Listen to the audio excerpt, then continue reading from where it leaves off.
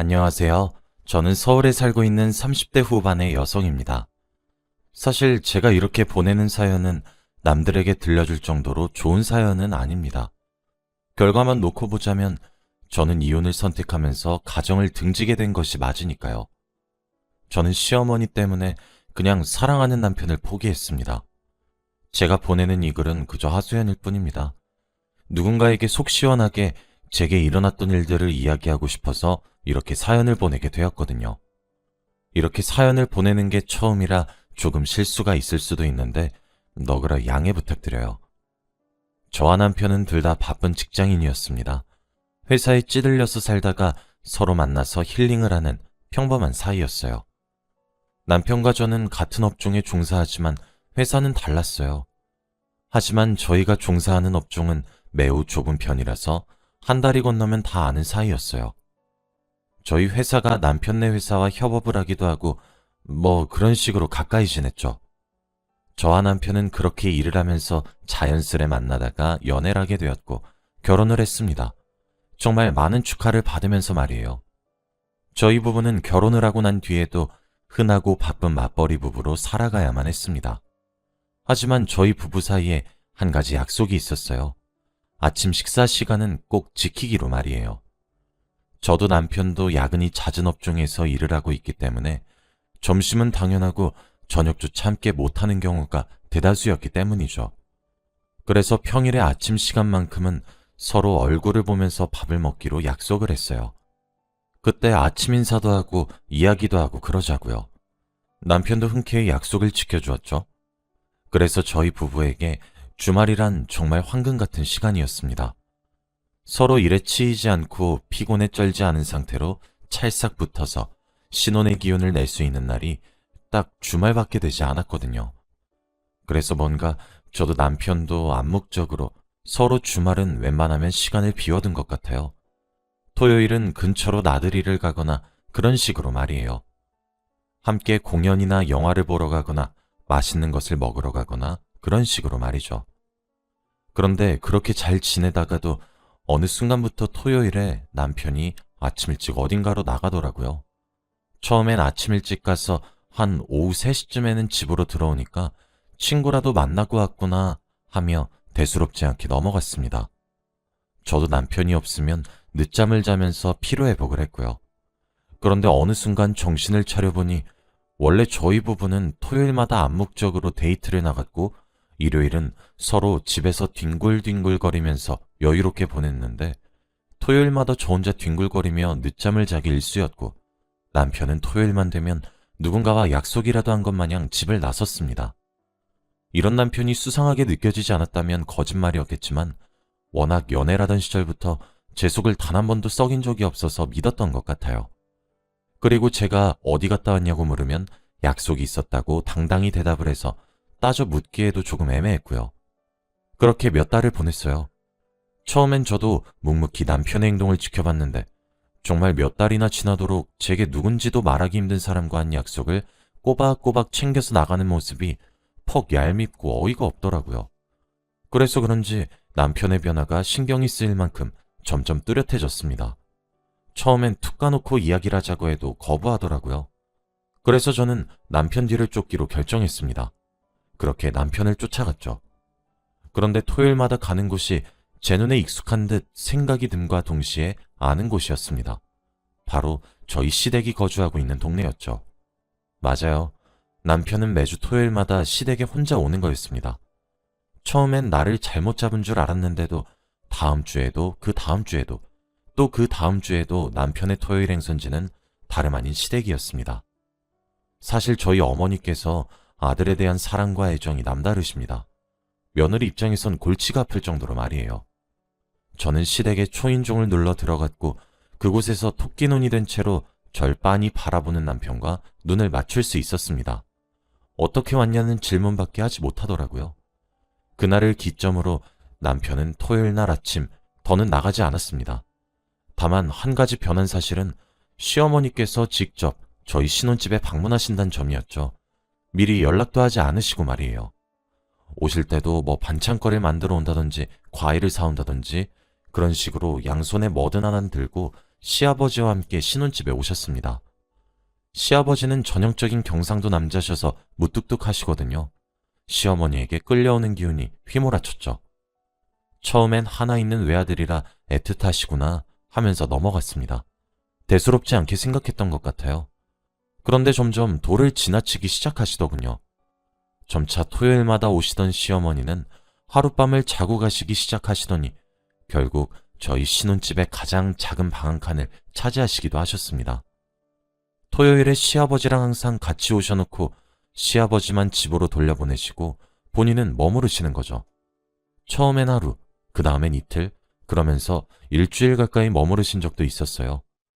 한창 불타는 신혼기간에 시어머니가 집 어딘가에서 한 자리 차지하고 있다는 것도 껄끄러운데 이것저것 간섭까지 하시기 시작하니 사람이 진짜 딱 미칠 것 같더라고요. 사실 시어머니들이 딸 같은 며느리를 원한다고 하지만 우리 며느리들은 잘 알고 있잖아요. 세상에 그런 관계는 존재하지 않는다는 사실을 말이에요. 주말은 더 이상 저희 부부만의 시간이 아니게 되었고 주말에도 출근하는 시간에 일어나서 아침을 차려드려야 했고 시어머니는 반찬을 한 입 먹으면서 맛평가도 한 줄씩 내뱉었죠. 처음엔 아들이 애틋해서 그렇게 했다 하며 참다가도 솔직히 짜증이 났어요. 남편도 제 눈치를 슬슬 보면서 시어머니께 슬슬 돌아가셔야 되는 것 아니냐고 찔러보더군요. 그런데 시어머니는 본인이 신혼집에 머물러서 민폐를 끼친다는 생각은 전혀 하지 않으시고 제가 남편에게 속살거렸다면서 고래고래 소리를 지르며 화를 내고 현관문을 쾅 닫고 신혼집을 떠났는데 진짜 억울해서 미칠 것 같더라고요. 제가 참다 못해 남편한테 물었습니다. 대체 언제까지 저러실 작정이래? 어머님이 당신 장가 보내고 난 이후에 적적하신 건 알고 있고 당신 얼굴 보고 싶어 하시는 것 같아서 내가 이제껏 아무 말도 안 했어. 그런데 정말 해도 해도 너무하시잖아. 하면서요. 남편도 이 상황을 잘 알고 있다며 미안하다며 고개를 푹 숙이더라고요. 아마 그게 저희 부부의 첫 부부싸움이었던 것 같아요. 그리고 그뿐만이 아니셨습니다. 시어머니는 그렇게 기습적인 신혼집 방문을 시작으로 어디서 듣도 보도 못한 신종 괴롭힘을 알아서 저를 그렇게 괴롭히셨습니다. 앞서 말했듯이 저 바쁜 직장인이에요. 심지어 남편보다 제가 직급이 더 높고 돈도 더 잘 벌고요. 그래서 그만큼 아주 당연하게 남편보다 일하는 강도가 조금 더 높습니다. 솔직히 점심시간을 제외하고는 정말 바쁘게 하루를 살아가요. 조금 과장해서 화장실 갈 시간도 아까울 정도로 말이에요. 본인 아들과 제가 어떤 업종에 종사하고 있고 그만큼 얼마나 갈리는지 잘 알고 있으면서 제게 안부 전화 또한 강요했어요. 일주일에 두세 번은 꼭 통화하고 문자도 자주 보냈는데도 매번 연락의 마지막은 예, 연락 좀 자주 하거라. 난 뭐 너 죽은 줄 알았다. 하시며 비꼬시는 거였어요. 그뿐 아니라 저희 부부가 시댁에 직접 방문하기도 합니다. 그런데도 저렇게 비꼬시더라고요. 친구들에게 제 이야기를 털어놓으니 차라리 이왕 그렇게 된 거 저보고 더욱더 연락에 집착해서 차라리 시부모가 나가 떨어지게끔 해보라고 조언해 주더라고요. 그런데 그것도 소용이 없었어요. 무슨 밑빠진 독도 아니고 해주면 해줄수록 더 부족하다, 모자르다 하시면서 더 요구하시더라고요. 하면 잘할 수 있으면서 왜 안 했냐는 듯 사람을 몰아가시면서 말이에요. 시댁에서 하루가 멀다 하고 평일 주말 가리지 않고 찾아와서 친정은 잘 가지도 못했어요. 2달에 한 번 정도 갔죠. 이번 주 주말에 친정에 가야 하니까 오지 마시라고 연락을 드렸더니 2주를 삐지시더군요. 자기들을 버려두고 친정에 나간다고 비꼬면서 말이에요. 제가 본인들을 2달 가까이 거의 매일을 전화통을 붙잡고 연락을 하고 자주 만난 것이 기억이 나질 않나 싶었습니다. 그래도 뭐 어쩌겠습니까? 남편이 중간에 끼어서 미안하다고 제게 고개를 푹 숙이며 사과하면서 본인도 본인의 엄마가 유난스러운 것 알고 있어서 미안하다고 그렇게 저를 달래는데 이혼을 할 수도 없는 노릇이잖아요. 그리고 저희 남편은 사실 매우 다정한 편이라 어머님이 무뚝뚝한 전형적인 경상도 남자 시아버지보다 배 아파 낳은 자식에게 더 의지해서 그런 것 같기도 했거든요. 반강제적으로 납득을 완료하고 그렇게 시간을 보냈습니다. 어느새 정신을 차려보니 3년이란 시간이 흘러갔더라고요. 그리고 3년이란 시간 동안 제 속에 차곡차곡 화가 생기기 시작했죠. 남편도 이젠 될 대로 되라는 시기였거든요. 사실 제 직장보다 남편의 직장이 조금 더 빡빡한 편입니다. 회사 내에 규제된 뭐든 전부 다요. 그래서 신혼집을 남편 직장 근처에다가 구했어요. 그렇게 구해도 직장으로만 따지면 제 직장도 저희 친정에서 다닐 때나 신혼집에서 다닐 때나 시간은 엇비슷하게 흘러갔거든요. 그런데 문제는 저희 신혼집이 시댁 근처란 사실이 문제였죠.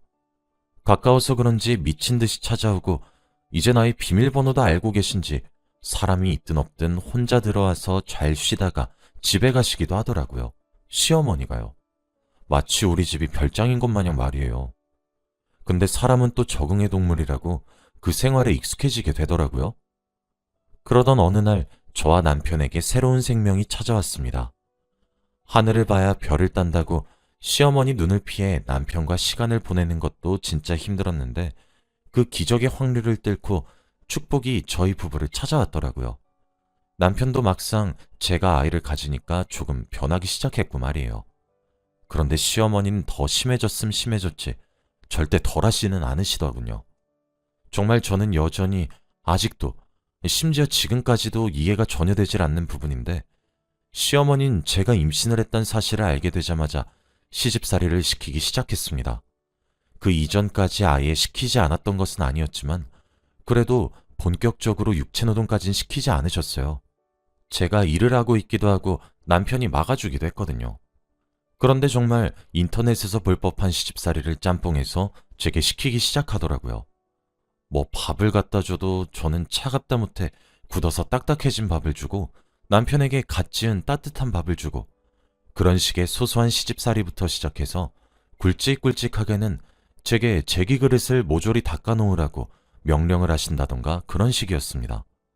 그런데 상식적으로 본인의 아들의 핏줄을 제가 임신했는데 그렇게 임산부를 괴롭히는 것이 맞다고 생각하시나요? 전 아니라고 생각하는데 시어머니께선 그게 아니었나 보더군요. 저도 감정이 있는 사람인지라 모욕감을 느꼈습니다. 그래서 이러지 마시라고 크게 소리를 질러서 으름장을 놓고 시댁을 나가버린 적도 있어요. 근데 그랬더니 2, 3일 정도 내내 남편에게 전화를 걸어서 통곡을 아주 대성통곡을 하시더라고요. 실제로 울고 싶은 사람은 저인데 말이에요. 자식 새끼 키워봤자 전부 소용없다고 아들 자식 귀하게 키워놨더니 며느리란 여자 편만 든다면서 네가 엄마인 나에게 어떻게 이렇게까지 홀대할 수 있는 것이냐면서 어찌나 서럽게 우시던지 남편도 제게 조금만 돌려서 말해달라고 부탁을 하는데 어이가 없더라고요.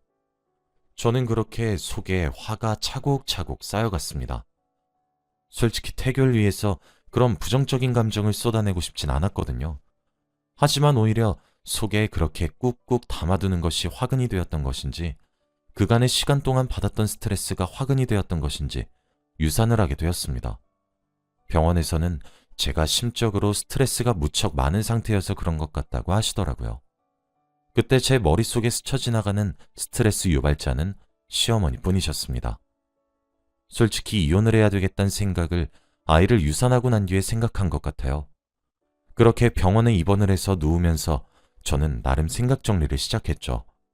내가 남편과의 결혼 생활을 3년이 넘는 시간 동안 하면서 어떻게 살아왔는지, 그리고 시어머니와의 관계는 이제까지 어땠고 또 앞으로 어떻게 될지 이런 것들을 말이에요.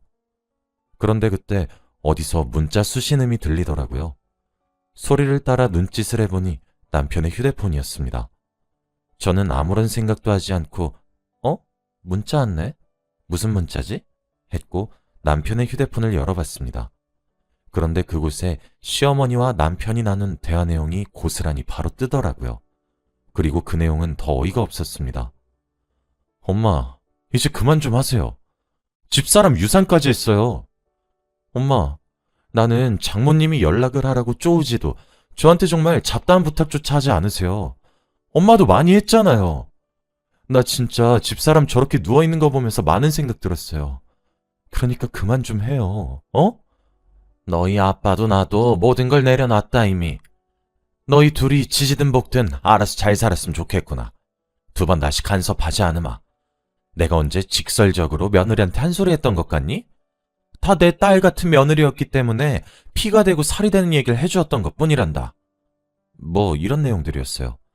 그런데 그중 가장 충격적이었던 대화가 있었죠.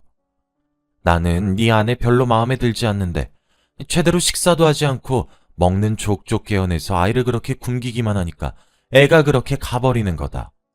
시부모를 모시는 것만 봐도 그래. 애가 전화를 자주 하기라니, 자주 찾아뵙기라니.